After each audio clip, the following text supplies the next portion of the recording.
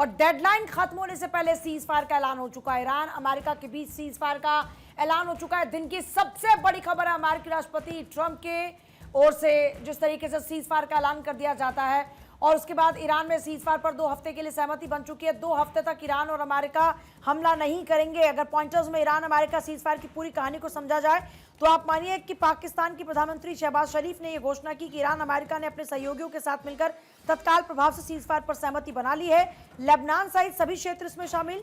इस फैसले का स्वागत करते हुए दोनों देशों के नेतृत्व का आभार जताया। उन्हें 10 अप्रैल 2026 को इस्लामाबाद में होने वाली बातचीत के लिए आमंत्रित किया। शरीफ ने कहा कि दोनों पक्षों ने समझदारी और सकारात्मकता भरा रवैया दिखाया और उम्मीद जताई कि इस्लामाबाद वार्ता स्थायी शांति की दिशा में अहम कदम साबित होगी। फिर व्हाइट हाउस के सीनियर ऑफिसर ने कहा कि अमेरिकी टाइम के हिसाब से सीज फायर आज शाम से शुरू हो रहा है, लेकिन हमारा अंदाजा है कि रिवॉल्यूशनरी गार्ड्स के फील्ड रेंज तक ऑर्डर पहुंचने में थोड़ा समय लगेगा।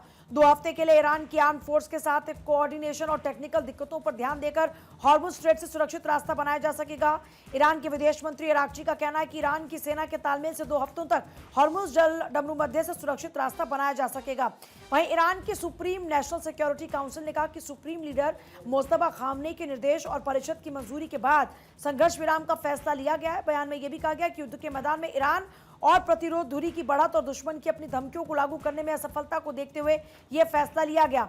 इस बीच ईरान का कहना है कि अमेरिका किन किन बातों पर राजी हुआ है, उनमें हमला न करने का वादा है, हॉर्मुज पर ईरान का कंट्रोल जारी रखना, यूरेनियम एनरिचमेंट को मंजूरी देना, सभी प्राइमरी बैन हटाना, सभी सेकेंडरी बैन हटाना, यूएन सिक्योरिटी काउंसिल के सभी प्रस्तावों को खत्म करना।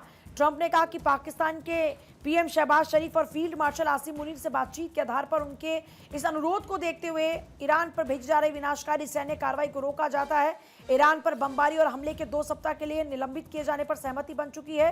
फैसला इस शर्त पे हुआ है कि ईरान तुरंत पूरी तरह और सुरक्षित तरीके से स्ट्रेट ऑफ हॉर्मुज को खोलने पर सहमत हो।